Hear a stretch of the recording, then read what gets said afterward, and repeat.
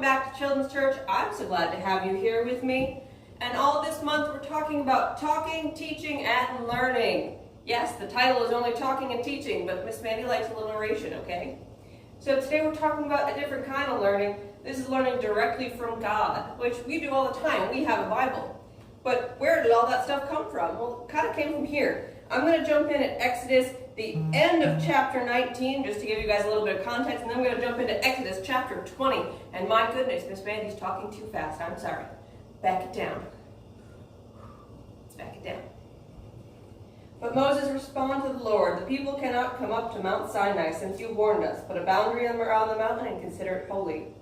And the Lord replied to him, "Go down and come back with Aaron.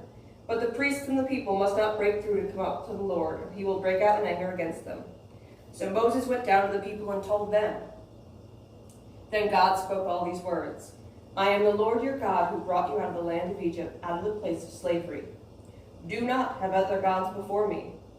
Do not make an idol for yourself, whether in any shape of anything in the heavens above or the earth below or in the waters under the earth. You must not bow down to them or worship them, for I, the Lord your God, am a jealous God, punishing the children for the father's sin to the third and fourth generations of those who hate me, but showing faithful love to 1,000 generations who keep me and keep my commands. Do not misuse the name of the Lord your God, because the Lord will not leave anyone unpunished who misuses his name." Oof. "Remember the Sabbath day to keep it holy. You are to labor 6 days and do all your work, but the seventh day is the Sabbath day of the Lord your God. You must not do any work, you, your son, your daughter, your slave, your livestock, your foreigner who was within your gates. For the Lord who made the heavens and the earth, the sea, and everything in 6 days. Then he rested on the seventh day. Therefore the Lord blessed the Sabbath and declared it holy." Number 6, honor your father and mother, so you may have a long life in the land that the Lord has given you.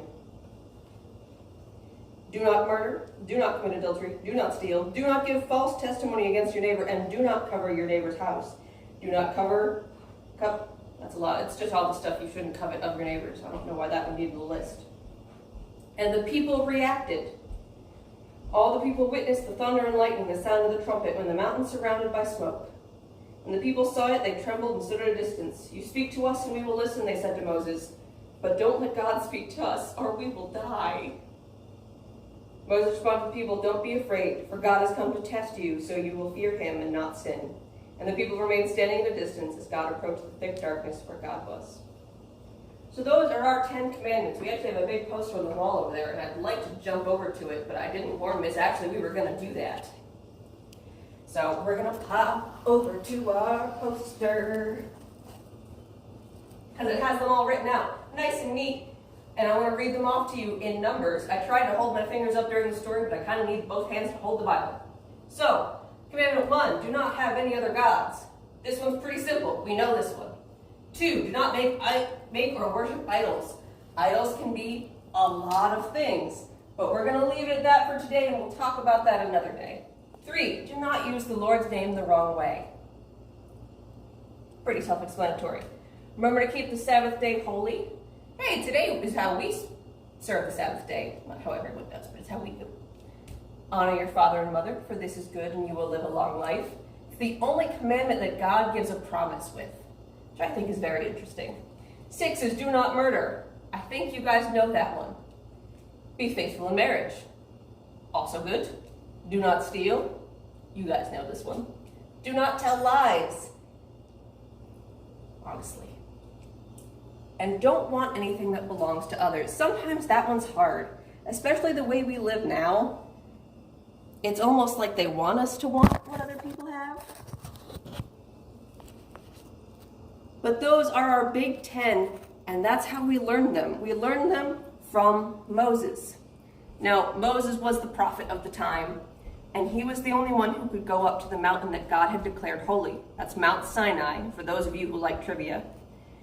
Now, Aaron was allowed to go up, but none of the other priests, none of the other people, and none of them wanted to, because the mountain was so shrouded in darkness and thunder and lightning that they all trembled and were afraid that if they heard the voice of God, they would die.